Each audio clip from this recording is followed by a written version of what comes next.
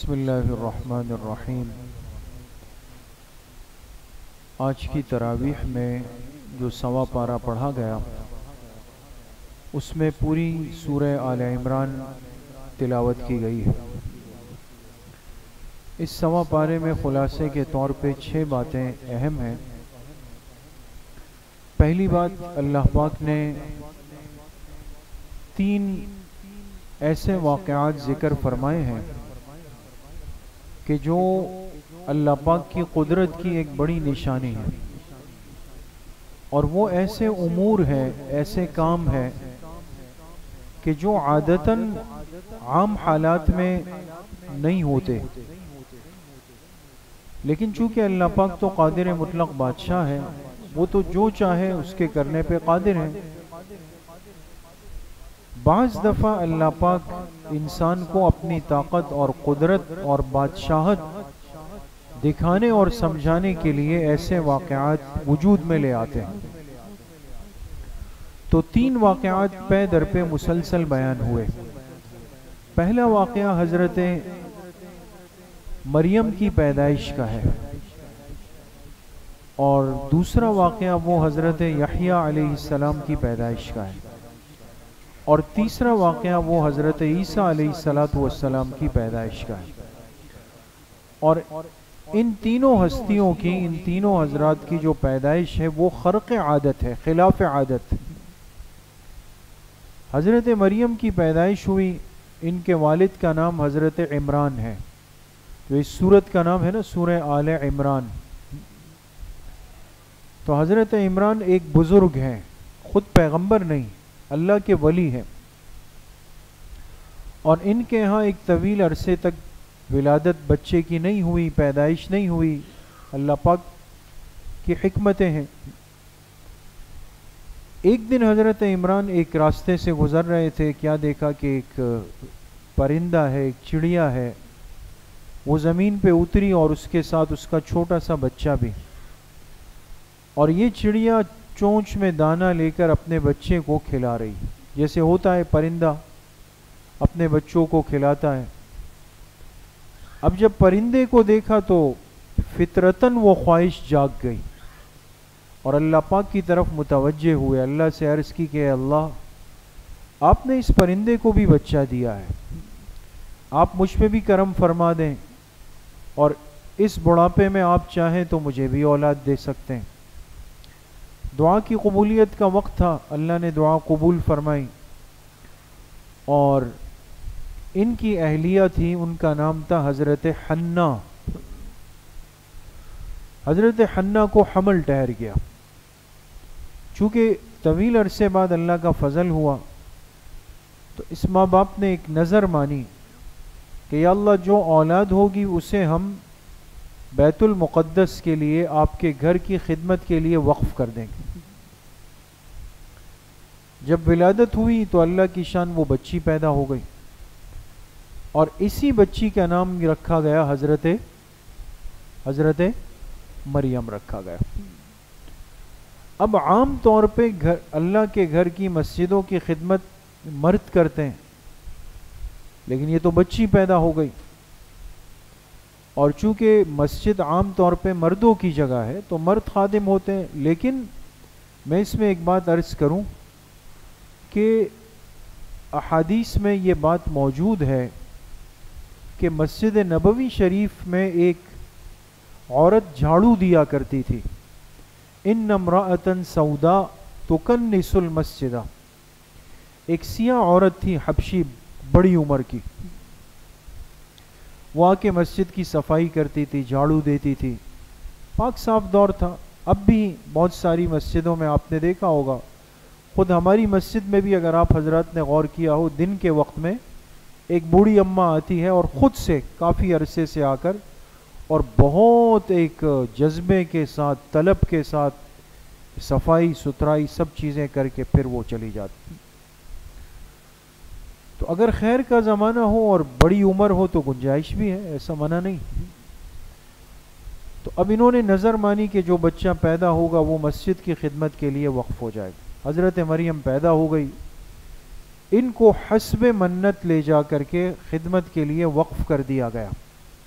لیکن چونکہ بچی تھی تو یہ نظم طے ہوا کہ ان کے لیے ایک حجرہ بنایا جائے گا. حجرہ سمجھتے ہیں؟ کمرہ محراب کے بالکل متصل، جیسے یہ محراب ہے اور یہ ہمارا اذان خانہ ہے. یہ عربوں میں آج بھی مزاج ہے کہ وہ مسجد کے ساتھ ایک حجرہ چھوٹا سا بناتے ہیں. اس میں حضرت مریم بیٹھ کر اللہ کی عبادت بھی کرتی اور عام بچوں سے ہٹ کر ان کی نشو و نما ہوئی. وَأَنبَتَهَا نَبَاتًا حَسَنًا، بہت تیزی کے ساتھ یہ بچی بڑی ہوئی. اور ان کے خالو تھے حضرت زکریہ علیہ السلام جو خود پیغمبر ہیں. حضرت زکریہ علیہ السلام وہ اس بچی کی دیکھ بھال کے لیے آتے تھے. ایک دن جب وہ آئے تو انہوں نے جب حجرہ کھولا حضرت مریم کا تو کیا دیکھا کہ پھل پڑے ہوئے ہیں، اور ایسے پھل ہے جس کا موسم نہیں. وَوَجَدَ عِنْدَهَا رِزْقًا قَالَ يَا مَرْيَمُ أَنَّىٰ لَكِ هَٰذَا، حیران ہو گئے، بچی ہے، پھلوں کا موسم نہیں، وہ پھل پڑے ہوئے ہیں، یہ مریم یہ پھل کہاں سے آئے ہیں؟ قالت هو من عند اللہ، تو حضرت مریم نے فرمایا کہ یہ کس کی طرف سے ہے؟ اللہ کی طرف سے. یہ پھل اللہ کی طرف سے آئے ہیں اور اللہ نے مجھے رزق دیا ہے اس کا. ان اللہ یرزق من یشاء بغیر حساب، اور اللہ جسے چاہے بے حساب رزق دے دیں. اب ایک اور تعجب کی بات سامنے آئی تو حضرت زکریہ علیہ السلام یہ بھی اللہ کے پیغمبر اور اللہ کی شان ان کی بھی اولاد نہیں، لیکن عمر 90 سال سے اوپر ہے، بڑھاپے کی حد میں. ہنالک دعا زکریا ربہ. اسی لیے علماء نے لکھا ہے دوستو، یہ بات میں تقریباً ہر سال عرض کرتا ہوں کہ اس دنیا میں اگر اچانک ایسی چیز سامنے آ جائے جو عادتاً نہیں ہوتی، ایک کرشمہ سا ہو جائے اچانک نا، تو یہ ایسا وقت ہوتا ہے کہ اللہ کی رحمت خاصہ متوجہ ہوتی. فوراً بندہ اللہ سے کوئی دعا مانگ لے، یہ دعا کی قبولیت کا وقت ہے. تو حضرت زکریہ علیہ السلام نے دعا مانگی، رب ہب لی من لدنک ذریۃ طیبہ، اے اللہ مجھے پاکیزہ اولاد دے دے. اللہ نے دعا قبول فرمائی کہ آپ کو بیٹا دیں گے، اور بیٹے کا نام بھی اللہ نے خود تجویز فرمایا کہ ان کا نام کیا ہوگا؟ یحییٰ ہوگا، حضرت یحییٰ علیہ السلام. اب حضرت مریم بڑی ہو گئی اور پاک باز متقیہ عورت ہے. اللہ کی شان کہ حضرت جبرائیل علیہ السلام اللہ کے حکم سے آئے، لیکن فرشتہ جب دنیا میں آتا ہے تو انسانی شکل میں آئے گا. فرشتہ اصلی شکل میں آ جائے نا دوستو، اصلی شکل میں معاملہ ختم ہے. اس کی نورانیت اور اس کی روشنی کی تاب انسان نہیں لا سکتا، نہیں لا سکتا. یہ تو ایک ہستی تھی جنہوں نے جبرائیل علیہ السلام کو 2 مرتبہ اپنی اصلی شکل میں دیکھا ہے، جناب نبی کریم صلی اللہ علیہ وسلم. تو فرشتہ انسانی شکل میں آتا ہے. تو حضرت جبرائیل علیہ السلام آئے ایک نوجوان کی شکل میں. اب حضرت مریم نے دیکھا چونکہ نیک پاکیزہ بچی تھی تو کہا کہ مجھ سے دور ہٹ جا، میں ایسی خاتون نہیں ہوں، ہم نیک لوگ ہیں. حضرت جبرائیل علیہ السلام نے فرمایا میں خود سے نہیں آیا ہوں، مجھے تو اللہ نے بھیجا ہے. کیوں بھیجا ہے؟ لِأَهَبَ لَكِ غُلَامًا زَكِيًّا، اللہ نے فرمایا ہے کہ جا کر مریم سے کہہ دو کہ اللہ ان کو ایک بیٹا دینا چاہتے ہیں. اب حضرت مریم پریشان، کہا کہ نہ تو مجھے کسی مرد نے چھوا ہے، وَلَمْ يَمْسَسْنِي بَشَرٌ وَلَمْ أَكُ بَغِيًّا، نہ میں کوئی بدکارہ ہوں، بچہ کیسے ہوگا، لوگ باتیں بنائیں گے. فرمایا اللہ کا حکم ہے. حضرت جبرائیل علیہ السلام نے پھونک ماری. کیا ماری؟ پھونک سمجھتے ہیں نا، منہ سے جو پھونک ماری جاتی، اور اس پھونک کے نتیجے میں حمل ٹھہر گیا. حالانکہ حمل ٹھہرنا کبھی پھونک سے نہیں ہو سکتا، وہ اللہ کا الگ ضابطہ ہے، لیکن حمل ٹھہرا، مدت پوری ہوئی. انشاءاللہ 16ویں پارے میں سورہ مریم آئے گی، اس میں انشاءاللہ آپ کے سامنے یہ بات آ جائے گی کہ پھر حضرت مریم کس کیفیت کے ساتھ گئی اور اللہ نے ان کو بیٹا دیا، اور وہ بیٹے کون تھے؟ حضرت عیسیٰ علیہ السلام۔ تو یہ 3 واقعات، خلاف عادت بچوں کی پیدائش ہوئی، اللہ نے اپنی قدرت کاملہ کا اظہار فرمایا کہ میں جو چاہوں اس دنیا میں کر سکتا ہوں۔ دوسری بات جو آج کے خلاصے میں ہے، اللہ پاک نے یہود کے اس زعم اور اس دعوے کو توڑا، رد کیا کہ وہ کہتے تھے کہ ہم جس قبلے کی طرف رخ کر کے نماز پڑھتے ہیں وہ قبلہ سب سے افضل ہے، یعنی بیت المقدس، اور کہتے تھے بیت اللہ اس کے مقابلے میں کم درجے کا قبلہ ہے۔ اس لیے کہ ایک بات یاد رکھیں کہ تکبر یہ یہود کا بنیادی مرض ہے۔ آج بھی دنیا کے اندر جتنا زعم اور تکبر اور عجب اس قوم کے اندر ہے، کسی میں نہیں۔ ان کے نزدیک جنت پر ان کا 100% حق ہے اور کوئی نہیں جا سکتا۔ ان کے نزدیک قیامت کے دن ان سے کوئی پوچھ تاچھ نہیں۔ ان کے نزدیک یہ اللہ کے محبوب ہیں، پیارے ہیں، سگے ہیں، سب کچھ ان کا ہے۔ اس لیے آپ دیکھیں یعنی جو ظلم کرتے ہیں ایک دھڑلے کے ساتھ، تو ان میں تکبر بہت زیادہ تھا اور ہے۔ تو کہنے لگے ہمارا قبلہ افضل ہے۔ اللہ پاک نے اس کا رد فرمایا، فرمایا بیت اللہ سب سے افضل ہے، اور اس کی 3 وجوہات بھی اللہ نے ذکر فرمائی۔ پہلی وجہ، ان اول بیت، اس زمین پر سب سے پہلا گھر جس کی نسبت اللہ کی طرف ہوئی، وہ قائم ہوا، وہ کون سا تھا؟ وہ بیت اللہ تھا۔ اور حدیث پاک میں بھی آتا ہے دوستو، یہ حدیث آپ کو کام دے گی، اس کو یاد رکھیں۔ حدیث میں آتا ہے ایک صحابی آئے، آپ علیہ السلام سے پوچھا کہ سب سے پہلی مسجد زمین پر کون سی بنی؟ آپ نے فرمایا مسجد حرام، بیت اللہ کا۔ اس کے بعد آپ نے فرمایا مسجد اقصی۔ پوچھا ان دونوں کے درمیان کتنا فاصلہ تھا؟ 40 عامن، 40 سال کا۔ کتنا؟ تو پہلا گھر زمین پر جو بنا وہ کون سا ہے؟ بیت اللہ شریف۔ دوسری خصوصیت کیا ہے؟ فرمایا کہ فیہ آیات بینات مقام ابراہیم، کہ بیت اللہ میں اللہ نے کچھ خاص نشانیاں رکھ دی جو کہیں بھی نہیں، اور بطور علامت کے اللہ نے ایک چیز کا نام بھی لیا، مقام ابراہیم۔ وہ پتھر آج تک بیت اللہ کے قریب ہے جس پر حضرت ابراہیم علیہ السلام کے قدم کے نشان کیا ہے؟ نقش ہے۔ دیکھا ہے آپ میں سے کسی نے؟ اللہ سب کو زیارت نصیب فرمائے۔ تو مقام ابراہیم وہاں پر ہے، حجر اسود وہاں پر ہے، بئر زمزم وہاں پر ہے، حتیم وہاں پر ہے، یہ سب چیزیں تو وہاں پر ہے۔ تیسری وجہ اللہ نے ذکر کی، وَمَن دَخَلَهُ كَانَ آمِنًا، جو میرے اس گھر میں داخل ہو جائے، انسان نہیں، اگر پرندہ جانور حشرات الارض بھی آ جائے اس کو بھی حرم کی حدود میں امن حاصل ہو جاتا۔ اس لیے مسئلہ یہی ہے نا کہ ایک آدمی اگر احرام پہن کر بیت اللہ چلا جائے تو یہ کسی پرندے کو، مکھی کو، مچھر کو، مکڑی کو نہیں مار سکتا، سبز ٹہنی نہیں توڑ سکتا، اگر اس نے توڑ دی دم دینا پڑے گا اس کو۔ بات سمجھ گئے؟ یہ خصوصیات اللہ کے اس گھر میں ہے، بیت اللہ شریف میں، جو قیامت تک اس امت کا قبلہ بنا دیا گیا۔ تیسری بات جو آج کے خلاصے میں ہے، اللہ پاک نے اس امت کو منع فرمایا تفرقہ کرنے سے۔ وَاعْتَصِمُوا بِحَبْلِ اللَّهِ جَمِيعًا وَلَا تَفَرَّقُوا، بڑی اہم آیت ہے۔ اللہ کی رسی کو سب مل کر مضبوطی سے تھام لو اور آپس میں فرقے مت بنو، تقسیم مت کرو، گروہوں میں نہ بٹاؤ اپنے آپ کو۔ اس لیے کہ جب گروہ بندی ہوتی ہے اور فرقہ بندی شروع ہو جاتی ہے، امت کا شیرازہ بکھر جاتا ہے دوستو، جیسے آج ہے۔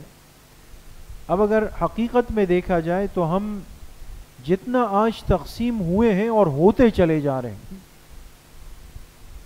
تو وہ کوئی ایسے اصولی اعتقادی مسائل نہیں ہیں دوستو، یہ بات یاد رکھیں، فروعی مسئلے ہیں۔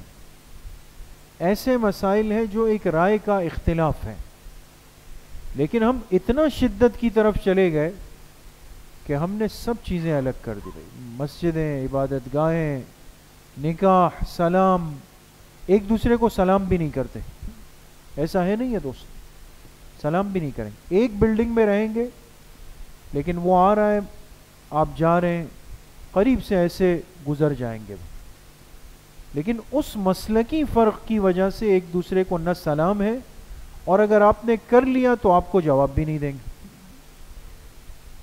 کیا قتل و قتال ہوئے ہیں، کیا ظلم اور کیا زیادتی ہوئی ہے، کون سا نعوذ باللہ کلمے اور قرآن کا انکار ہوا ہے کہ بھئی ایک دوسرے کے سلام کے روادار ہم نہیں رہے۔ بعض چیزیں غلط فہمی کے طور پہ اس دماغ میں بٹھا دی جاتی ہے دوستو، بات سمجھیں، بعض چیزیں ہمارے ذہنوں میں غلط فہمی کے طور پہ بٹھا دی جاتی ہے، اور اس قوم کے مزاج میں جذباتی پن ہمیشہ سے رہا ہے، اور اس فیکٹر کو ہمیشہ استعمال کیا جاتا ہے۔ جب ضرورت پڑتی ہے تو کہتے بھئی مذہبی ٹچ دے دیں اس میں، کہتے ہیں نا، وہ پھر استعمال ہو جاتا ہے۔ اس لیے میرے عزیزو دوستو بزرگوں، اس چیز نے امت کو بڑا نقصان دے دیا۔ جن سے واقعی جن کو آنکھیں دکھانی چاہیے تھی ان کو ہم نہیں دکھا سکتے، ان سے دوستی کی باتیں ہوتی ہے، ان سے تعلقات بڑھانے کی باتیں، اور جو ایک قوم ہے، ایک معاشرہ ہے، ایک امت ہے، ایک ملت ہے، اس میں باہم دست و گریباں ہو گئے۔ چوتھی بات جو آج کے خلاصے میں اور بڑی اہم بات، اللہ پاک نے ایمان والوں کو منع فرمایا کہ کافروں کو اور منافقوں کو، کافر اور منافق کو اپنا دلی دوست مت بناؤ۔ دلی دوست جس کو کہتے ہیں دوستوں موالات۔ موالات کا مطلب ہوتا ہے انسان کسی سے ایسا تعلق رکھے کہ دل کی باتیں اس سے شیئر کر رہا ہو، اس کو بتا رہا ہو۔ ایک تو عام بات ہے نا کہ ابھی افطاری میں سموسے کھائے، پکوڑے کھائے، یہ کھائے، یہ مسئلہ نہیں ہے۔ مسئلہ یہ کہ آپ اپنی وہ ساری باتیں اس کو بتانے پہ تل چکے ہیں کہ جس کے بتانے کا کل آپ کو بھی، آپ کے ماحول کو بھی اور امت کو بہت بڑا نقصان ہو جائے گا، جس کو راز کی باتیں کہتے ہیں، سر کی باتیں کہتے ہیں، اپنی ذاتی باتیں کہتے ہیں۔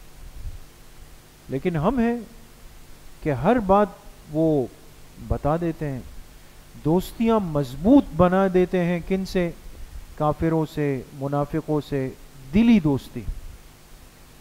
اس کو منع کر دیا گیا دوست۔ ہاں شریعت نے اجازت دی، کس چیز کی؟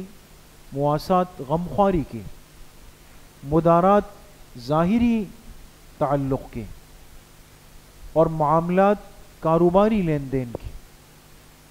شریعت میں تنگ نظری نہیں۔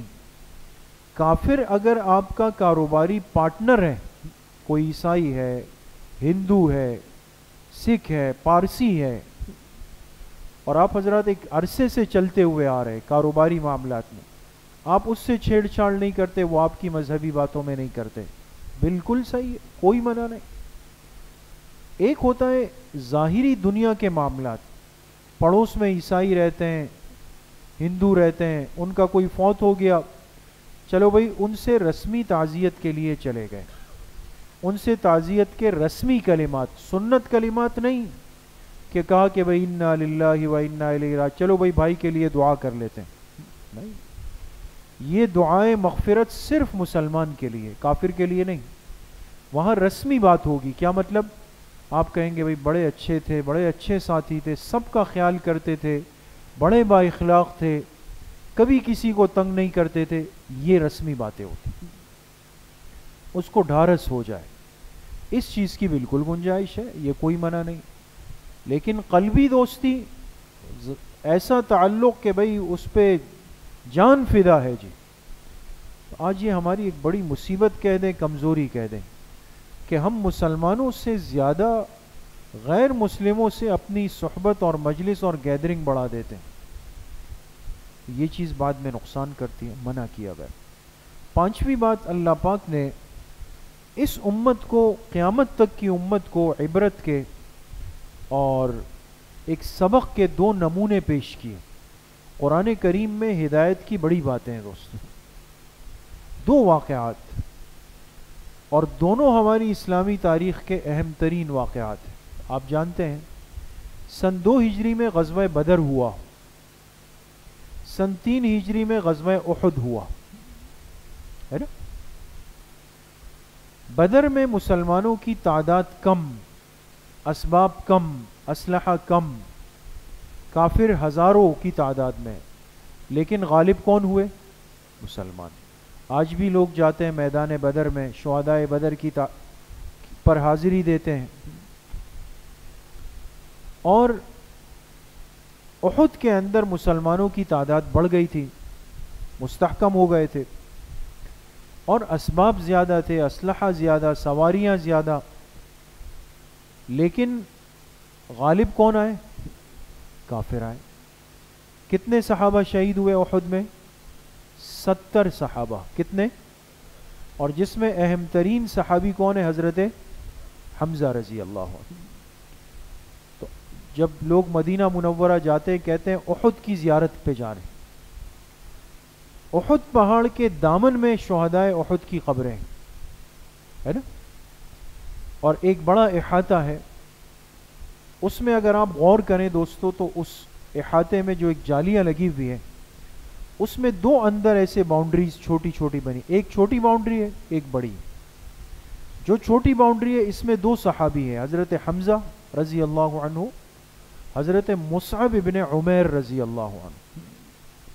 اور جو باقی ہیں، باقی جو بڑی باؤنڈری ہے اس کے اندر 62 صحابہ آرام فرما رہے. 62 اور 2 کتنے ہو گئے؟ اور شہید کتنے ہوئے؟ 6 شہید احد کے صحابہ کی قبر بقی کے اندر ہے. سمجھ گئے؟ اس لیے کہ جب شہادتیں ہو گئی تو شروع میں سب وہاں جانے لگے. پھر آپ علیہ الصلاۃ والسلام کے پاس حضرت جبرائیل علیہ السلام آئے کہ اللہ نے پیغام بھیجا کہ ان کو یہیں دفنائیں گے. تو آپ نے فرمایا جو جو جا رہا ہے واپس آ جائے. 6 جا چکے تھے، 64 رہ گئے واپس. سمجھ گئے؟ کچھ بات سمجھ میں آ رہی ہے دوستو؟ 64 رہ گئے، اور ان 64 کی نماز جنازہ آپ نے کس ترتیب پہ بڑھائی کہ 10 صحابہ کو لایا جاتا. ہر باری میں حضرت حمزہ شامل ہوتے. آپ فرماتے میرے چچا کو ساتھ رکھ. ان کی جنازہ 6 مرتبہ پڑھائی. تو احد میں اتنا بڑا نقصان کیسے ہوا؟ بدر میں اتنی بڑی کامیابی کیسے ہو گئی؟ اب یہ ایک پیغام ہے کہ بدر میں سب چیزیں محدود تھی لیکن اطاعت امیر مضبوط. احد میں یہ ساری چیزیں تھیں لیکن امیر کی اطاعت میں تھوڑی سی کمزوری ہو گئی. 50 تیر انداز اس ٹیلے پر بٹھائے گئے جبل الرمات پر، اور آپ نے ان کو فرمایا کہ ہم کٹ جائیں کچھ بھی ہو جائے تمہیں نیچے نہیں آنا. اور اللہ کی شان جب شروع میں مسلمان غالب آ گئے تو اب ان 50 میں آپس میں ایک اختلاف ہوا. اس کو صحابہ کا اجتہادی اختلاف کہتے. ان میں سے 37 نے کہا کہ آپ علیہ السلام کی منشا یہ تھی کہ اگر ہم لوگ جب تک غالب نہ آئے ہوں نیچے نہیں آنا. اب تو غالب آ گئے، اترنا چاہیے. امیر نے کہا جو عبد الرحمن ابن زبیر، یہ زبیر نہیں، رضی اللہ عنہ، انہوں نے فرمایا نہیں ایسا نہیں تھا. تو 12 امیر صاحب کے ساتھ ہو گئے، 37 الگ ہو گئے. تو وہ نیچے اتر گئے. حضرت خالد ابن ولید اس وقت صحابی نہیں تھے، بعد میں رضی اللہ عنہ بن گئے. بڑے ذہین اور تیز انسان تھے. اب یہ بھاگ رہے میدان سے، اچانک نظر پڑ گئی کہ او یہ جگہ خالی ہو گئی. پیچھے سے گھوم کے آئے. اگر آپ میدان احد جائیں نا، اللہ سب کو حاضری نصیب فرمائے، پورا منظرنامہ سامنے آتا. پیچھے سے گھوم کے آئے، ٹیلے کے راستے پہ آ گئے. اور یہ جو امیر اور ان کے ساتھ 12 صحابی تھے، پہلے یہ شہید ہو گئے. انہوں نے ڈٹ کر مقابلہ کیا لیکن 12 وہ شہید ہو گئے. اور پھر یہ پیچھے سے آ کے اسلامی لشکر پہ حملہ آور ہو گئے اور بڑا نقصان ہو گیا اس. تو قیامت تک دوستو ایک سبق آ گیا کہ انسان امیر کی بات سے پیچھے نہ ہٹے، چاہے اس کا ذہن، اس کے جذبات، سوچ کچھ بھی کہے، لیکن جس کو آپ نے اپنا بڑا بنا لیا تو بھئی بڑا اس کو کہتے ہیں جس کی بات مانی جاتی ہے. آج مصیبت یہ ہے کہ ہم یہ تو کہتے ہیں نہیں نہیں حضرت آپ سب کچھ ہے، حضرت آپ ہیں. اب حضرت ہو گئے، نیچے کر سب کچھ اپنا رہا ہوں. پھر نقصان ہوتا ہے، نقصان کے بعد پھر انسان پریشان ہو کے سر جھکا کے بیٹھتا ہے جی اب کیا کریں. چھٹی اور آخری بات اس سورت کی بالکل آخری آیت ہے. اللہ پاک نے فلاح کے، کامیابی کے 4 اصول بیان کیے. یا ایھا الذین آمنوا اصبروا وصابروا ورابطوا واتقوا اللہ. اے ایمان والو جمے رہو. صبر کا معنی صرف یہ نہیں ہے دوستو کہ انسان پر کوئی حادثہ آئے اور انسان برداشت کر لے. یہ صبر کا ایک درجہ ہے. صبر کا اصل معنی استقامت ہے، ڈٹے رہنا. اہل ایمان کو حکم ہوا کہ تم پر جیسے بھی حالات آئیں گے تم اپنے مزاج میں استقامت پیدا کرو، مضبوطی. وصابروا، اور اگر تمہارا دشمن سے مقابلہ ہو جائے، مد بھیڑ ہو جائے، ممکن ہے وہ تعداد میں زیادہ ہو، ان کے ہتھیار اچھے ہوں، یہ دیکھ کر خوفزدہ نہیں ہونا بلکہ خوب جم کر مقابلہ کرنا. ورابطوا، رابطو کے معنی ہوتے ہیں آنے والے حالات کی تیاری پہلے سے کر کے رکھنا. بات سمجھ گئے؟ یہ ایمان کا سبق ہے دوستو. انسان مصیبت کا انتظار نہیں کرتا کہ ہوگا کیا. اب دیکھیں نا ہمارے ملک کی فوج تیار ہوتی ہے، روز ٹریننگ کرتی ہے. کیوں؟ خدا نخواستہ کل کیا حالات ہو جائے. انسان یہ کہے کہ بھئی فوج کیوں بنائی، کوئی لڑائی تو نہیں ہو رہی، ہوگی تو دیکھیں گے. یہ سمجھدار ہے یا نادان آدمی؟ نادان ہے. انسان آنے والے حالات کے لیے پہلے سے مستعد ہو جائے، بیدار ہو جائے. اور چوتھی آخری چیز جو ان تینوں باتوں کے لیے ایک بنیاد ہے، وہ کیا ہے؟ واتقوا اللہ، تقوی، اللہ کا خوف. یہ اگر مسلمان کی زندگی میں ہے تو پھر صبر بھی ہے. یہ اگر ہے تو انسان میں مصابرہ بھی ہے. یہ اگر ہے تو انسان میں مرابطہ بھی ہے. ساری چیزیں انسان میں ہیں اگر انسان کی زندگی میں تقوی یعنی اللہ کا خوف موجود ہے. چاہے اکیلے میں ہو تب بھی اس پر خوف غالب ہو، مجمع میں ہو تب بھی اللہ کا خوف اس پر غالب ہو.